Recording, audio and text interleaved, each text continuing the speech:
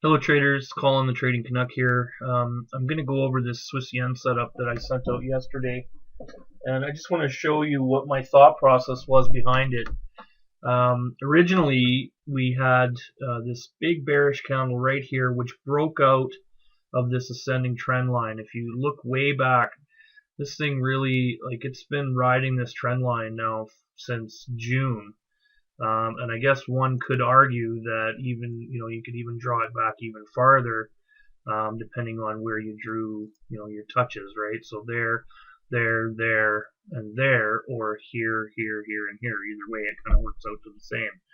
So it's actually pretty significant that it broke that level, and even though there was a support level here, which is why it stopped where it did, the break of that can be a pretty powerful trading setup. And so that was really what I was focusing on. And I still think there's a lot of potential for this pair to fall now that it's broken that trend line. But we have two things that we're going to be looking for now.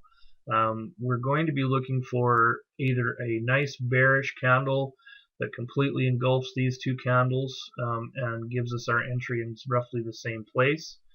Or we're going to look for it to attempt to break back to the top side and get hung up on this resistance level at about 108.15. If we look at a line chart, we can see how clear the resistance level is. We've got 1, 2, 3, 4, 5 touches at that very level. These are opens and closes on a line chart that show you that there's definitely resistance there and support. Depending on which side of the fence you're on, it's either support or resistance. So that to me says that if we were to get an attempt to move higher and then fail and end up with something like a pin bar, or end up at, like I said, with maybe it'll wick a little higher, come up here and kiss this level again, and then print a big bearish candle or something on the daily or the 4-hour chart, that would be fantastic. We can trade that, and we may even get a better entry if that were to happen. So I still really like this pair to sell as long as we stay below 108. As long as we close below 108 or stay below 108. If we were to get a big bullish candle close back above 108.50, then I definitely wouldn't be looking at selling it anymore. Because I think we'd probably do a continuation to the top side. But all in all, I think that there is some potential here for this pair to go down. I'm going to continue watching it, and we'll see what happens after we get some volume now that all the markets will be open for Tuesday. The only other trade we have on officially right now is the Euro USD daily trade. We actually, let me see here, our entry on that one was at 35.65. And our first target was at 3,400, which we did achieve last week. Now, what we're waiting for now, our stop is now at break even, so 35.55 or so, which is good. I think that puts us right above these highs, 34, 30, 30. That's perfect. It puts our stop is right above these highs on the daily chart, and that's a really good place. Right up here to have them. We're pretty well protected, and I'd be quite surprised now if this thing were to actually go back up and continue higher. I think there's quite a bit of downside potential on this pair.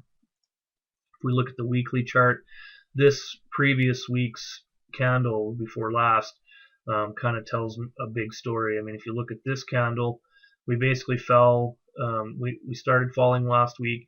And every time we see one of these big candles on the euro at this area, we can see what happens. Here we had a big bearish candle and fell for 2 weeks after that.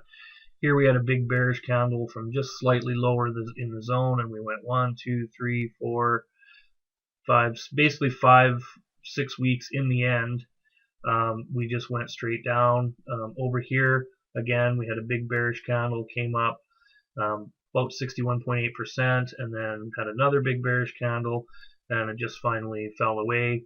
And I really do think that there's a good chance that that's going to be the case again. I do think we'll probably continue to fall on this pair, although there might be some stuff in between, But all in all, the trade is zero risk now, which is fantastic. And basically, we just have to wait and see what happens. We do have some support here, which was identified previously, and so to hit our second target, we're going to need to break through that support. And hoping what happens is when we open the higher volume sessions later in the UK or in the US today, this thing just keeps on trucking southwards. So that's about it. I'm going to continue to monitor the Swiss yen. I've got a few other pairs that I'm keeping my eye on as well, and hopefully we'll have some great signals and make lots of pips this week. Okay, everybody, happy trading.